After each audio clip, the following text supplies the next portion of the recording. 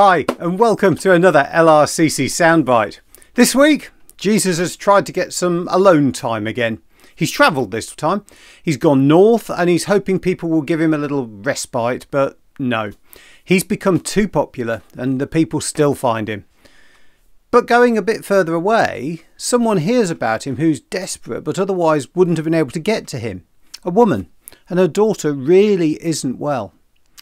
This woman could have travelled the best part of 100 miles. We don't know exactly where she was from, we just know the region, but we know she had to make some effort to get to Jesus. Unlike the others who came to find Jesus though, she's Greek. Now Jesus was a Jew and he had a mission to give his message to the Jews, to spread it all around Israel. It wasn't part of his mission to spread the message wider. That would come later through his disciples. So when this Greek woman came to find him, he actually said something that was quite harsh to her. And it wasn't really very nice, but let me explain. I think we find this hard to hear and certainly find it hard to understand in 2024, but it was common in Israel at that time to refer to anyone who wasn't a Jew as a dog. Not great.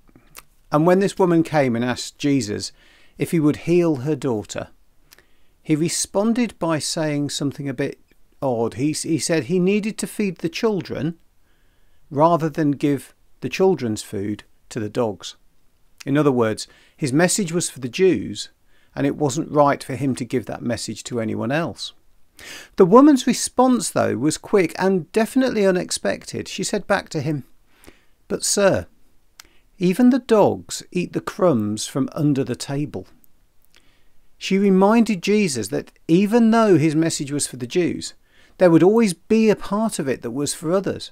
There would always be a part that wasn't wanted by those children. Jesus was surprised. He was amazed at how much she believed.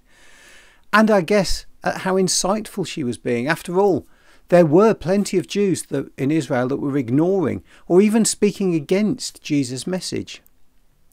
And Jesus smiled and said to her, "You can go home. Your daughter is well." And of course, when she got home, her daughter was completely well again. It's the end of a lovely story of a woman with an incredible belief, an incredible faith in Jesus that he could fix her daughter and that their lives would be completely changed forever. And she wasn't disappointed.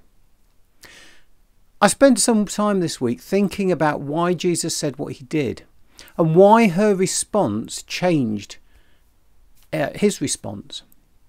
I came to the conclusion that Jesus needed to see that she was standing up for her faith. It wasn't enough to just turn up and see what happened. He wanted her to demonstrate through what she said and what she did that she truly believed. Now, part of me thinks that Jesus could simply have looked at her and understood everything about her, just as he did with other people. So that got me thinking, was this for Jesus' benefit? And I came to the conclusion, no, it wasn't. It was for her benefit. And was there something in this that she needed to recognise her faith within herself? That's what I thought about. They're good questions. They're not definitive answers that I've got. They're just my thoughts. But I'll leave it for you to think about. But as you think, consider yourself. What do you think about Jesus? What do you think he's capable of, even today? Maybe you consider yourself a Christian. If you do, then how far will you go standing up in faith for what you believe Jesus can do for others? Maybe you don't. Maybe you don't have faith in Jesus at all. But I guess since you're taking the time to listen to me, you must at least be curious. If so, please do feel free to get in touch to ask me any questions, because I'm sure you must have many. You can always message me or email me, and I'll always get back to you. I do hope you have a great week.